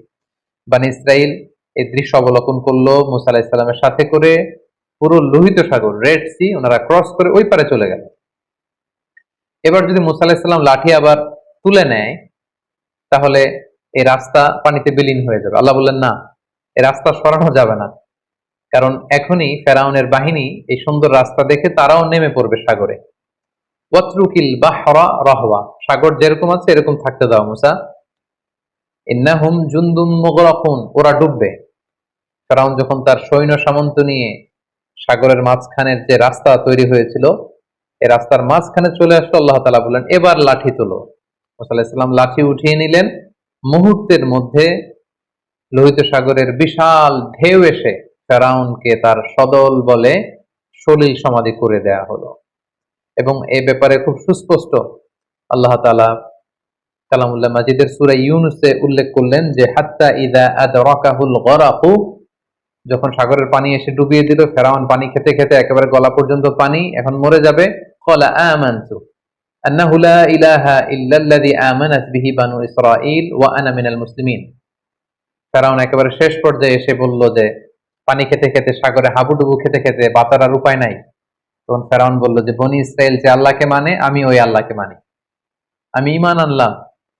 আল্লাহ তাআলা বলছেন আল আন, নাও, এখন তুমি ঈমান আনতে চাচ্ছ। ওয়াকাদ আসাইতা ক্বাবলু ওয়া কুনতা মিনাল মুফসিদিন, এর আগে তো অনেক অবাধ্য ছিলে, একের পর এক নানা শাস্তি দিয়ে তোমাদেরকে আমি রিমাইন্ডার দিয়েছি, কিন্তু বারবার আমার নবীর সাথে বিশ্বাসঘাতকতা করেছো, প্রতারণা করেছো, আর এখন ঈমান আনছো না, এখন বাঁচার সুযোগ নেই। The time is up, the game is over. ফালইয়াউমা নুনাজ্জিকা বিবাদানিকা লিতাকুনা লিমান খালফাকা আয়া। ফেরাউন, আজকে তোমাকে আমি, তোমার দেহটাকে আমি চিরকালের জন্য রেখে দিব, তোমার দেহটাকে। পরবর্তী জেনারেশন যারা আসবে, জেনারেশন টু জেনারেশন এই পৃথিবীতে যারা আসবে, সবার জন্য তোমার দেহটা হবে একটা নিদর্শন। এবং আজও মিশরের জাতীয় যে জাদুঘর, সেখানকার রয়্যাল মুমিস চেম্বারে ফেরাউনের লাশটি সংরক্ষিত রয়েছে। আমি নিজেও সে লাশটি দেখে এসেছি, এবং অনেক দর্শনার্থীরা যারা মিশরের রাজধানী কায়রোর এই জাদুঘরে গিয়েছেন, তারা ফেরাউনের সেই লাশ, এটা যে আজও সংরক্ষিত আছে, সেটা তারা দেখে এসেছেন। এবং ফেরাউনের সলিল সমাধি হলো, ফেরাউনের অনুসারীরা সাগরে ডুবে মারা গেল, আর সাইয়েদনা মূসা আলাইহিস সালাম তাওহীদের ঝান্ডাবাহী মূসা আলাইহিস সালাম বনী ইসরাইলকে নিয়ে তিনি পার হয়ে গেলেন এবং মুক্তি পেলেন। দুই দল, এক দল ডুবে গেল আর এক দল মুক্তি পেল। যেই দিন তারা মুক্তি পেল সেই দিনটা ছিল আশুরার দিন, এবং সেই আশুরার দিনে বনী ইসরাইল তারা রোজা পালন করত। আল্লাহ রাসূল সাল্লাল্লাহু আলাইহি ওয়াসাল্লাম মক্কা থেকে মদিনায় যেয়ে দেখলেন ইহুদিরা রোজা পালন করে একদিন। আল্লাহ রাসূল বললেন, তারা যদি একদিন রোজা রাখে, আমরা রাখবো 2 দিন। তারা যদি এই রোজা পালন করে, মুসা তো আমার ভাই, শুকরিয়া স্বরূপ আমরাও রোজা রাখবো। সেই হিসেবে আমরাও মুসলিমরা আশুরার দিন রোজা রাখি। আমরা আশুরার দিন রাখি এবং তার আগের দিন, অথবা আশুরার দিন এবং তার পরের দিন, আমরা 2টি রোজা রাখি ইহুদিদের বিরোধিতা হিসেবে। আল্লাহ নবী মুসা আলাইহিস সালাম তাদেরকে নিয়ে যখন বাইতুল মুকাদ্দাস অভিমুখে রওনা হলেন, আল্লাহ তাআলা বললেন, মুসা, তুমি বনী ইসরাইলকে নিয়ে জিহাদে অবতীর্ণ হও। এবং আমালেকার লোকজন বাইতুল মুকাদ্দাসে তখন থাকতো। আমালেকা হচ্ছে সাইয়্যিদিনা হুদ আলাইহিস সালামের যে অধিবাসী আদ জাতি, তাদের একটি শাখা গোত্র। তারা ছিল মুশরিক, দৈহিকভাবে ছিল অত্যন্ত ওয়েল বিল্ড, সুঠাম দেহের অধিকারী, ভয়াবহ আকৃতি বিশিষ্ট লোক ছিল, তারা মুশরিক ছিল। আল্লাহ তাআলা বললেন, যাও মুসা বনী ইসরাইলকে নিয়ে তাদের সাথে জিহাদ করে তাওহীদকে প্রতিষ্ঠিত করো এবং বাইতুল মুকাদ্দাসকে উদ্ধার করো। মুসা আলাইহিস সালাম যখন বনী ইসরাইলকে তাদের কাছে যখন এই কথাটি পেশ করলেন যে আল্লাহ তাআলা বলেছেন জিহাদে অবতীর্ণ হতে, বনী ইসরাইলের লোকেরা বলল, ইন্না ফিহা কওমান জাব্বারিন, মুসা তুমি কি দেখো না সেখানে কত শক্তিশালী লোকজন। ইন্না লান নাদখুলাহা হাত্তা ইয়াখরুজু মিনহা, আমরা সেখানে যাব না যতক্ষণ না তারা বের হয়। তুমি আর তোমার রব যে সেখানে যুদ্ধ করো, আমরা যেতে পারবো না। তাদের এই অবাধ্যতার কারণে আল্লাহ তাআলা তাদেরকে শাস্তি দিলেন যে তোমরা যদি জেহাদকে অপছন্দ করো তাহলে এখন যে মরুভূমিতে তোমরা আছো এটাকে তিহ প্রান্তর বলে। এই জায়গাটি তো আমি ঘুরে এসেছি। এই তিহ প্রান্তরে 40 বছর তোমরা এখানে থাকবে। আল্লাহ তাআলা 40 বছরের বিশাল একটা শাস্তি তাদের ঘাড়ের উপর চাপিয়ে দিলেন। বনী ইসরায়েলের লোকজন তিহ প্রান্ত থেকে অ্যাবাউট টার্ন করে মিশরের দিকে প্রতিদিন যেতে চাইতো। তারা রওনা হয়ে মুসা আলাইহিস সালামের বিরোধিতা করে তারা বাইতুল মুকাদ্দাসের দিকে যাবে না, তারা বলতো যে আমরা মিশরে ফিরে যাব। তারা রওনা হতো মিশরে যাওয়ার জন্য, সারাদিন তারা পথ চলতো। রাত্রিবেলায় তারা যখন ঘুমাতো, ঘুম থেকে উঠে দেখতো যেখান থেকে তারা রওনা শুরু করেছে ঠিক সেখানেই পড়ে আছে। এভাবে 40 বছর তারা দিকভ্রান্ত হয়ে এদিক সেদিক ঘুরে ঘুরে বেরিয়েছে, কিন্তু তারা পথের কোনো দিশা ফিরে পায়নি। তিহ প্রান্তরের এই 40 বছরের এই লং পিরিয়ড অফ টাইমে অনেক ঘটনাবলী ঘটেছে। তার মধ্যে অন্যতম হচ্ছে যে তাওরাত নাজিল হয়েছে সাইয়েদেনা মুসা আলাইহিস সালামের উপর, এবং সাইয়েদেনা মুসা আলাইহিস সালাম তাওরাত গ্রহণের জন্য 30 দিনের সিয়াম পালন করেছেন, ইতিকাফ করেছেন। পরবর্তীতে আল্লাহ তাআলা আরো 10 দিন বাড়িয়ে দিয়েছেন। 40 দিন তিনি সিয়াম এবং ইতিকাফ পালন শেষে তিনি তাওরাতকে আল্লাহ তাআলার পক্ষ থেকে রিসিভ করলেন। আল্লাহ তাআলা বললেন ওয়া ওয়া'আদনা মূসা 30 লাইলা ওয়া আতমামনাহা বি'আশরিন ফাতাম্মা মিকাতু রাব্বিহি 40 লাইলা। আমি মুসাকে প্রতিশ্রুতি দিয়েছিলাম যে 30 দিনের পরে তুমি এই তাওরাতকে রিসিভ করবে, পরবর্তীতে আরো 10 দিন যুক্ত করে 40 দিনের একটা মিকাত বা পিরিয়ড অফ টাইমকে আমি ফিক্স করলাম, এবং তারপরে আমি মুসাকে এই তাওরাত দান করলাম। আল্লাহ তাআলা বললেন ইন্না আনজালনা তাওরাতা ফিহা হুদা ওয়া নূর। আমি তাওরাতকে নাজিল করেছি, এর মধ্যে আমি হেদায়েত দিয়েছি, এর মধ্যে আমি নূর দিয়েছি। এবং মুসা আলাইহিস সালাম পরবর্তীতে বনী ইসরায়েলের মধ্যে যত নবীরা এসেছে ওনারাও এই তাওরাত দিয়ে মানুষের মাঝে দাওয়াতি কাজ করেছেন। এবং আল্লাহ তাআলা নিজ হাতে কাঠের তক্তা বা ফলকে এই তাওরাতকে তিনি লিপিবদ্ধ করে দিয়েছিলেন। এবং সাইয়েদেনা মুসা আলাইহিস সালাম যখন তাওরাতকে রিসিভ করবার জন্য তুর পাহাড়ে চলে যান, তিনি তার ভাই হারুন আলাইহিস সালামকে বনী ইসরায়েলের দায়িত্বশীল করে যান, এবং তিনি এসে দেখেন যে তারা গোবৎস পূজায় লিপ্ত হয়ে গিয়েছে। তিনি ভাইয়ের প্রতি প্রচন্ড রাগ হলেন, এবং এটার যে নেপথ্যে ছিল সামিরিকে শাস্তি দিলেন, এবং যারা এই শিরকের সাথে জড়িত ছিল আল্লাহ তাআলা তাদেরকে শাস্তির ঘোষণা দিলেন। এবং সাইয়েদেনা মুসা আলাইহিস সালাম আবার তাদেরকে তাওহীদের দীক্ষায় তিনি দীক্ষিত করলেন।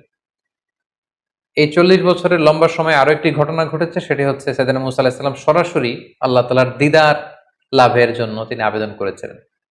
আমরা শুরুতে শুনেছি মুসা আলাইহিস সালাম উনি একমাত্র নবী যিনি ছিলেন কালিমুল্লাহ বা নাজিউল্লাহ, সরাসরি আল্লাহর সাথে কথা বলতেন।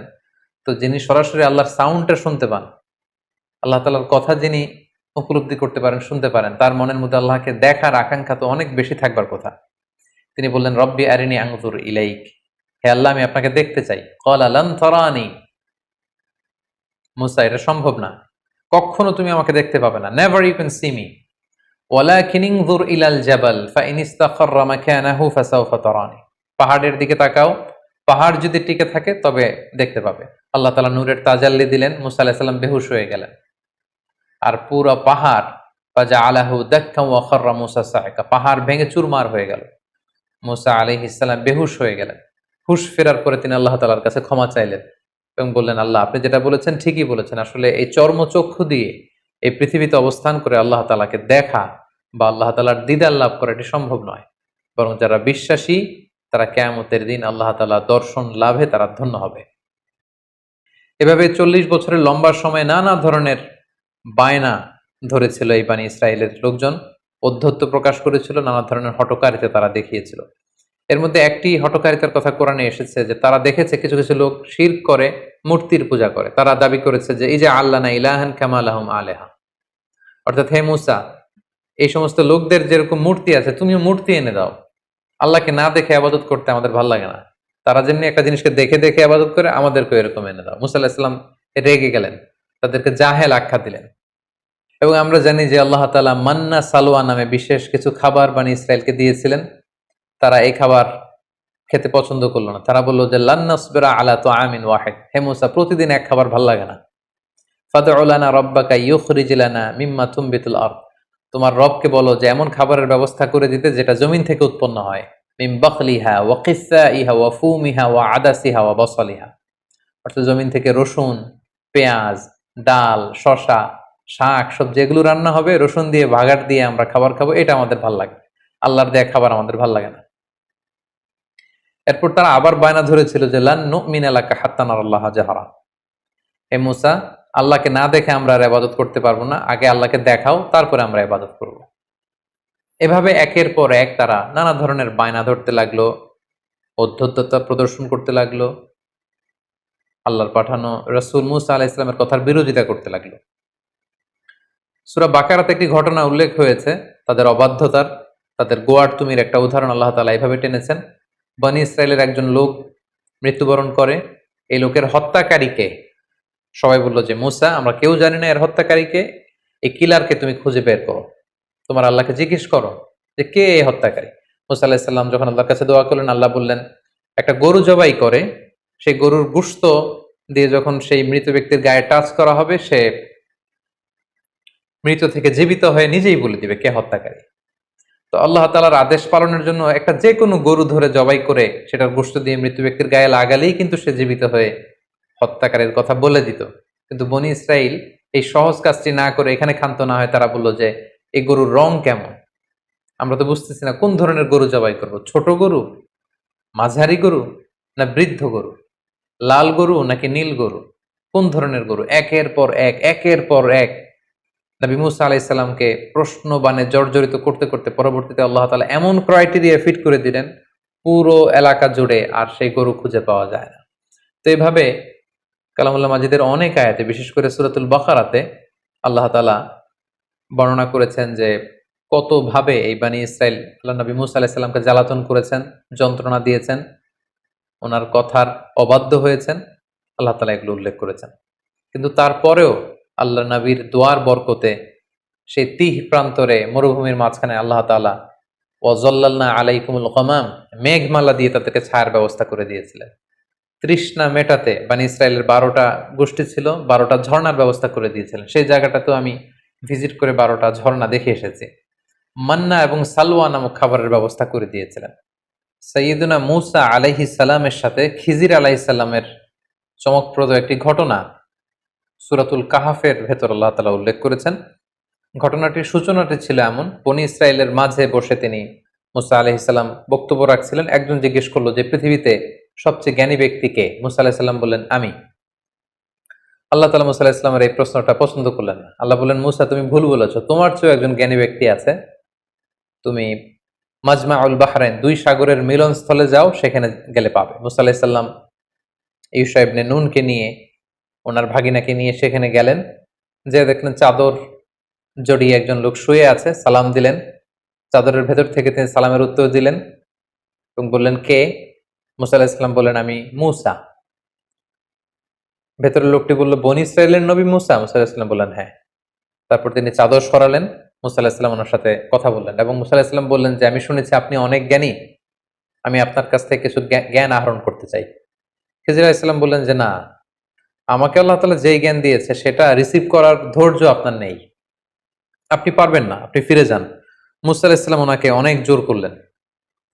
তিনি বললেন যে আপনি যদি অনুমতি দেন আমি আপনার সাথে একটা সফর করতে চাই, কিছুদিন আপনার খেদমতে থেকে, আপনার সাথে থেকে, আপনার অ্যাকম্পানি নিয়ে আমি আপনার থেকে কিছু নলেজ নিতে চাই। কিন্তু খিজির আলাইহিস সালাম বরাবরের মতো তিনি বলছেন নো, এটা আপনি পারবেন না, কারণ ইন্নাকা লান তাস্তাতিয়া মাইয়া সবরা, ওই ধৈর্য, ওই প্যাশন্স আপনার মধ্যে নেই, আপনি পারবেন না। মুসা আলাইহিস সালামের জোরাজোরিতে তিনি রাজি হলেন। তখন বললেন যে ঠিক আছে, শর্ত হচ্ছে আমার সাথে চলতে ফিরতে আমার কাজগুলো শুধু অবজারভেশন করা যাবে, কিন্তু প্রশ্ন করা যাবে না। মুসা আলাইহিস সালাম বললেন ঠিক আছে চলেন। যেতে যেতে একটা নদী পেলেন, তিনি নৌকায় উঠলেন, নৌকার লোকজন তাদেরকে পার করে দিল টাকা নেওয়া ছাড়া ওই পাড়ে। তিনি ওই পাড়ে যে নৌকাটাকে ছিদ্র করে দিলেন। মুসা আলাইহিস সালাম বললেন এটা আপনি কেমন কাজ করলেন? তারা আমাদেরকে ফ্রিতে বিনা টাকায় নদী পারাপার করে দিল, আপনি নৌকা ছিদ্র করে দিলেন? খিজির আলাইহিস সালাম বললেন এই তো, আমি তো আগেই বলেছি যে আপনি আমার সাথে কন্টিনিউ করতে পারবেন না, আপনি তো প্রশ্ন করে ফেললেন।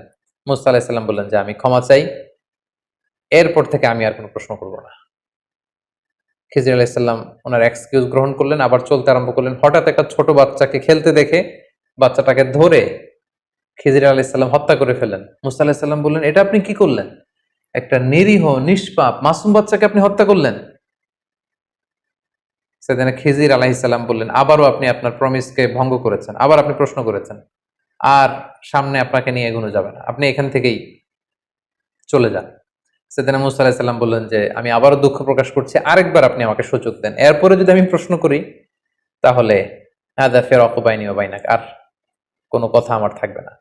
খিজির আলাইহিস সালাম মেনে নিলেন, আবার চলতে আরম্ভ করলেন। এবার দুজনই খুব ক্ষুধার্ত। এক ইহুদি বসতির সামনে যেয়ে তিনি বললেন যে আমাদেরকে কি কোনো খাবার দেয়া যাবে, আমরা দুজন অত্যন্ত ক্ষুধার্ত। তারা বলল যে না, আমরা খাবার দিতে পারবো না। ওনারা এই বাড়ি থেকে বের হয়ে আসার সময় দেখলেন বাড়ির চারদিকে একটা দেয়াল ভেঙে পড়বার মতো উপক্রম। খিজির আলাইহিস সালাম উনি বললেন, আসুন মুসা, আমরা এই দেয়ালটাকে ঠিক করে দেই। এমনি নবী মুসা আলাইহিস সালাম ক্ষুধার্ত, খিজির আলাইহিস সালাম তিনিও ক্ষুধার্ত। মুসা আলাইহিস সালামকে সাথে নিয়ে ওনারা দেয়াল ঠিক করতে লাগলেন। বাড়ির চারদিকে দেয়ালটাকে সুন্দরভাবে ওনারা ঠিক করে দিয়ে চলে যাবেন। ক্ষুধার্ত নবী মুসা আলাইহিস সালাম আর ধৈর্য ধারণ করতে পারলেন না। উনি বললেন, এটা একটা কাজ হলো? আমরা ক্ষুধার্ত খাবার চাইলাম, তারা তো খাবার দিলই না, আপনি ওই বাড়ির চারদিকের দেয়ালকে ঠিক করে দিলেন। আর দেয়াল ঠিক করলেন ভালো কথা, এই দেয়াল ঠিক করার বিনিময়টা তো নিতে পারতেন, এটার যে পারিশ্রমিক এটাও তো নিলেন না। এবার খিজির আলাইহিস সালাম বললেন, না, ক্বালা হাযা ফিরাকু বাইনি ওয়া বাইনিক, এটাই হচ্ছে তোমার আর আমার মাঝে ফেরাক, আপনাকে নিয়ে আর সামনের দিকে যাওয়া যাবে না। এবার আপনি শুনুন কেন আমি এই কাজগুলো করেছি। প্রথমে যারা আমাদেরকে ফ্রিতে নদী পারাপার করে দিয়েছিল তাদের নৌকা ছিদ্র করেছে এই কারণে, এলাকায় একজন অত্যাচারী বাদশাহ রয়েছে, সে যাদেরই নৌকা পায় সেই নৌকাগুলো সিজ করে নিয়ে যায়, লুটতরাজ করে। কিন্তু আমি তাদের নৌকা ছিদ্র করে দেওয়ার কারণে এই নৌকাটাকে বাদশাহ আর সিজ করবে না বা নিয়ে যাবে না।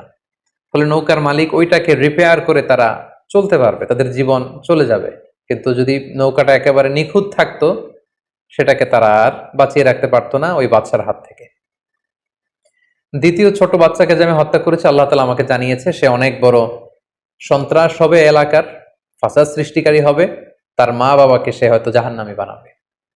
এজন্য আল্লাহ তাআলার আদেশে আমি তাকে হত্যা করেছি, আমার নিজের ইচ্ছায় নয়।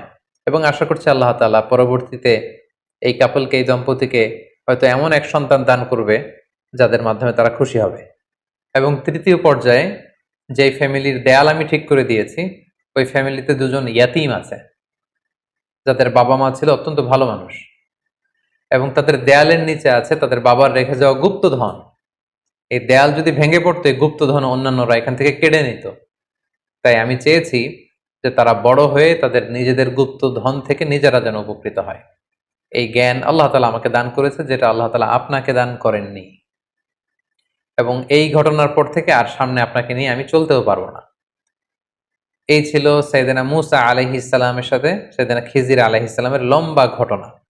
এছাড়াও বিভিন্ন সহিহ হাদিসে সাইয়েদনা মুসা আলাইহিস সালামের ব্যাপারে অনেক ঘটনা উল্লেখ রয়েছে। তার মধ্যে থেকে দুই একটি ঘটনা আমরা এখানে উল্লেখ করি। আমরা সহিহ মুসলিমের একটি বর্ণনা থেকে জানতে পারি যে আল্লাহ রাসূল সাল্লাল্লাহু আলাইহি ওয়াসাল্লাম যখন মেরাজের রাতে বিভিন্ন নবীদের সাথে দেখা করেন, সেখানে মুসা আলাইহিস সালামের সাথে দেখা করেছিলেন। এবং আল্লাহ তাআলা আমাদের জন্য 50 ওয়াক্ত সালাত বিশ্বনবীকে উপহার দিয়েছিলেন। রাসূল সাল্লাল্লাহু আলাইহি ওয়াসাল্লাম সেই সালাত নিয়ে যখন নেমে আসছিলেন, মুসা আলাইহিস সালাম জিজ্ঞেস করলেন যে আল্লাহ তাআলা আপনাকে কি দিয়েছেন? আল্লাহ রাসূল সাল্লাল্লাহু আলাইহি ওয়াসাল্লাম বললেন যে 50 ওয়াক্ত সালাত। মুসা আলাইহিস সালাম বললেন, সর্বনাশ, আপনার উম্মত তো 50 ওয়াক্ত সালাত পড়বে না, আপনি যান কমিয়ে নিয়ে আসেন, কমিয়ে নিয়ে আসতে পারলে ভালো হবে। আল্লাহ নবী সাল্লাল্লাহু আলাইহি ওয়াসাল্লাম গেলেন, 5 ওয়াক্ত কমিয়ে 45 ওয়াক্ত নিয়ে আসলেন। মুসা আলাইহিস সালাম বললেন, পড়বে না, আবার যান কমিয়ে নিয়ে আসেন। এভাবে 9 বার আল্লাহ রাসূল সাল্লাল্লাহু আলাইহি ওয়াসাল্লামকে মুসা আলাইহিস সালাম পাঠিয়েছেন। এবং মুসা আলাইহিস সালামের এই নেগোসিয়েশনের ফলে, বারবার রাসূল সাল্লাল্লাহু আলাইহি ওয়াসাল্লামকে পাঠানোর ফলে আমরা 50 ওয়াক্ত থেকে কমিয়ে এটাকে 5 ওয়াক্ত সালাত হিসেবে পেয়েছি। সাইয়েদনা মুসা আলাইহিস সালামের মৃত্যু কোথায় হয়েছে, কবর কোথায় হয়েছে, ব্যাপারে সহিহ মুসলিমের একটি হাদিসে আমরা জানতে পেরেছি যে বাইতুল মুকাদ্দাসের খুব কাছাকাছি একটা জায়গায় আল্লাহ রাসূল সাল্লাল্লাহু আলাইহি ওয়াসাল্লাম বলেছেন যে খুব কাছের একটা জায়গায় মুসা আলাইহিস সালামকে কবর দেয়া হয়। এবং আল্লাহ রাসূল সাল্লাল্লাহু আলাইহি ওয়াসাল্লাম বলেছেন যে আমি যদি সেখানে থাকতাম তাহলে তোমাদেরকে দেখিয়ে দিতে পারতাম, একটি লাল মাটির ডিবির পাশে আল্লাহ নবী মুসা আলাইহিস সালাম সেখানে শুয়ে আছেন। সম্মানিত সুধী, এই পর্যায়ে আমরা সাইয়েদনা মুসা আলাইহিস সালামের জীবন থেকে কিছু লাইফ লেসন, যেগুলো আমাদের জীবনে কাজে লাগতে পারে, সেদিকে আমরা যাব। প্রথম যে শিক্ষাটি আমরা পাই সেটি হচ্ছে দাওয়াতি কাজে সফট ল্যাঙ্গুয়েজ ইউজ করতে হয়, কারণ আল্লাহ তাআলা মুসা আলাইহিস সালাম এবং হারুন আলাইহিস সালামকে অর্ডার করেছেন ফাকুলা লাহু কওলান লাইয়িনা লাআল্লাহু ইয়াতাযাক্কারু আও ইয়াখশা। অর্থাৎ হে মুসা এবং হারুন, তোমরা দুজন ফেরাউনের কাছে যখন যাবে তখন সফট ভাষায়, অতি কোমল ভাষায়, নম্র ভাষায় তোমরা তাকে দাওয়াত দাও। কেননা দাওয়াতের ভাষা হতে হয় অত্যন্ত সফট, হৃদয়স্পর্শী, মর্মস্পর্শী। অর্থাৎ যে কথা হৃদয় থেকে আসে সেটা যে মানুষের হৃদয়ে স্পর্শ করে। আমরা যদি আল্লাহ রাসূল সাল্লাল্লাহু আলাইহি ওয়াসাল্লামের বায়োগ্রাফির দিকে তাকাই তাহলে দেখব উনিও খুব সফট হৃদয়ের অধিকারী ছিলেন। আল্লাহ তাআলা বলছেন ফাবিমা রাহমাতিম মিনাল্লাহি লিনতা লাহুম, হে নবী আপনি আল্লাহর মেহেরবানিতে নরম হৃদয়ের অধিকারী হয়েছেন। ওয়ালাউ কুনতা ফাদদান গলিযাল কলবি লানফাদ্দু মিন হাওলিক, আপনি যদি কর্কশ ভাষী হতেন, আপনি যদি রূঢ় ভাষী হতেন, আপনি যদি কঠোর হৃদয়ের অধিকারী হতেন, কেউ আপনার কাছে আসতো না। এখন যেমনি সাহাবারা আপনার চারদিক ঘিরে রাখে, আপনার কোমলতা, আপনার সফটনেস, আপনার নম্র এবং উত্তম আচরণের কারণে সবাই যেমনি আপনাকে ঘিরে রাখে, আপনি যদি কর্কশ ভাষী হতেন কেউ আপনার কাছে আসতো না। মুসা আলাইহিস সালামের জীবনী থেকে দ্বিতীয় শিক্ষা হচ্ছে আল্লাহ তাআলার বিজয় বা সাহায্যের জন্য আমাদের পক্ষ থেকে প্রাণান্তকর প্রচেষ্টাটা জরুরি। আমরা যদি চেষ্টাই না করি তাহলে আল্লাহ তাআলার সাহায্য পাওয়ার কোনো সম্ভাবনা নেই। আমাদের অনেকে আছে যারা হাত গুটিয়ে বসে থাকে, কোনো ধরনের চেষ্টা, প্রচেষ্টা, প্ল্যানিং, ভিশন তাদের মধ্যে নেই, কিন্তু তারা আল্লাহ তাআলার সাহায্যের দিকে তাকিয়ে থাকে। আমরা যদি মুসা আলাইহিস সালামের জীবনের দিকে খেয়াল করি, আল্লাহ তাআলা বলেছেন যে হে বনী ইসরাইল, তোমরা মুসা আলাইহিস সালামের সাথে করে বেরিয়ে পড়ো। এবং পুরো বনী ইসরায়েলের বিশাল গোষ্ঠী কিন্তু আল্লাহ নবী মুসা আলাইহিস সালামের প্রতি আনুগত্য দেখে ওনারা বেরিয়ে পড়েছিল। এবং চলতে চলতে সামনে যখন সাগর এসেছিল আল্লাহ তাআলা কিন্তু ঠিকই সাহায্য পাঠিয়েছেন, কিন্তু সেই সাহায্য পাওয়ার জন্য তো আপনাকে বেরোতে হবে, আপনাকে তো চেষ্টা করতে হবে। কিন্তু সেখান থেকে নাজাত পেয়ে বনী ইসরাইল যখন মুসা আলাইহিস সালামের সাথে করে যেতে যেতে বাইতুল মুকদ্দাস পর্যন্ত পৌঁছলো, আল্লাহ তাআলা তাদেরকে জেহাদের আদেশ করলেন, কিন্তু তারা জেহাদে অবতীর্ণ হতে রাজি হয়নি। ফলে তারা আল্লাহ তাআলার পক্ষ থেকে সাহায্যও পায়নি।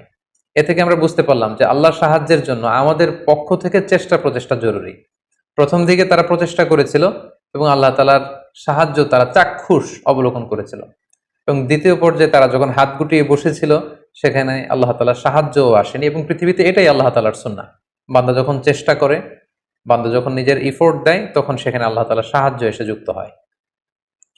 ৩ নাম্বার যে শিক্ষাটি আমরা পাই যে বনী ইসরাইল যে কতটা বাড়াবাড়ি করেছিল, তাদের গোয়ার্তুমের নিদর্শন আমরা দেখেছি, তাদের ঘাড় তেড়ামির নিদর্শন আমরা দেখেছি, এবং তাদের মতো এরকম একটা বিদঘুটে জাতিকে সোজা করবার জন্য মুসা আলাইহিস সালামের মতো এরকম একজন টাফ ম্যান, একজন আয়রন ম্যানের দরকার ছিল। অর্থাৎ জাতিগোষ্ঠী যেমন তাদের নবীও তেমন। এখানে যদি খুব সফট হার্টের একজন নবীকে আল্লাহ তাআলা প্রেরণ করতেন তাহলে সেটা খুব একটা ওয়ার্ক করতো না বা রান করতো না।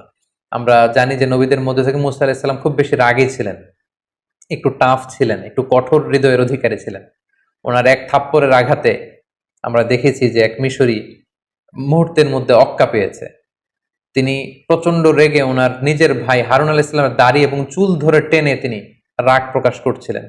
খুব কঠোর তিনি ছিলেন, এবং ওনার এই কঠোরতা এটা খুব দরকার ছিল, কারণ জাতি যেমন সে জাতির জন্য নবীও হতে হয় ঠিক তেমন। ৪ নম্বর যে শিক্ষাটা আমরা পাই সেটা হচ্ছে জ্ঞান নিয়ে কখনো আসলে বড়াই করতে নেই। জ্ঞানীর চাইতে বড় জ্ঞানী আছে, জান্নেওয়ালার উপরও জান্নেওয়ালা থাকে। এজন্য আল্লাহ তাআলা বলেন ওয়া ফাওকা কুল্লি যী ইলমিন আলিম, জ্ঞানীর উপরও জ্ঞানী আছে, এবং সব জ্ঞানীর চাইতে বড় জ্ঞানী হচ্ছেন আল্লাহ তাআলা। মুসা আলাইহিস সালামকে যখন প্রশ্ন করা হয়েছিল কে সবচাইতে জ্ঞানী, আল্লাহ তাআলা পছন্দ করছিলেন যে আমার নবী মুসা যদি বলতো যে আমি জানি না, আল্লাহই সবচেয়ে বড় জ্ঞানী, এটা ছিল সবচাইতে চমৎকার উত্তর। কিন্তু মুসা আলাইহিস সালাম সরল মনে সহজভাবে তিনি বলে দিয়েছিলেন আমি জ্ঞানী। নিজেকে জ্ঞানী বলে প্রচার করা বা প্রসার করা এটা আল্লাহ তাআলা পছন্দ করেন না। এজন্য মুসা আলাইহিস সালামকে দেখাতে চাইলেন যে মুসা, তুমি যে নিজেকে জ্ঞানী বলছো, তোমার চাইতেও বড় জ্ঞানী এই পৃথিবীতে আমি রেখে দিয়েছি, তার নাম হচ্ছে খিজির। এই ঘটনার মানে এটা না যে মুসা আলাইহিস সালামের চেয়ে খিজির আলাইহিস সালাম বেশি জ্ঞানী। ব্যাপারটা ছিল মুসা আলাইহিস সালামকে আল্লাহ এমন জ্ঞান দিয়েছিলেন যেটা আল্লাহ তাআলা খিজির আলাইহিস সালামকে দেননি, এবং খিজির আলাইহিস সালামকে আল্লাহ তাআলা এমন জ্ঞান দিয়েছিলেন যে জ্ঞান আল্লাহ তাআলা মুসা আলাইহিস সালামকে দেননি।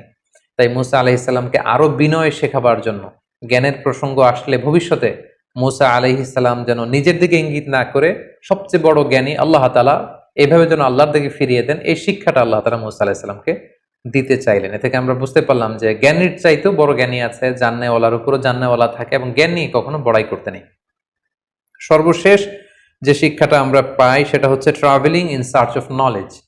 আপনি যদি জ্ঞান অর্জন করতে চান আপনাকে সফর করতে হবে। আপনার নিজ ভূখণ্ডে বসে থাকলেই যে সব জ্ঞান অর্জিত হয়ে যাবে এমনটা নয়। যদি সুযোগ হয় আপনার এলাকার স্কলারদের সাথে আপনি যোগাযোগ করে জ্ঞান অর্জন করবেন, এবং দেশের বাইরে যে সফর করে যদি আপনার জ্ঞান অর্জনের সুযোগ থাকে সেটা আপনাকে করতে হবে। আমার মুসা আলাহিস সালামের জীবনী থেকে কিন্তু এটা আমরা দেখলাম যে তিনি শুধু মিশরেই বসে থাকেননি, তিনি 2 সাগরের মিলনস্থলে সফর করেছেন।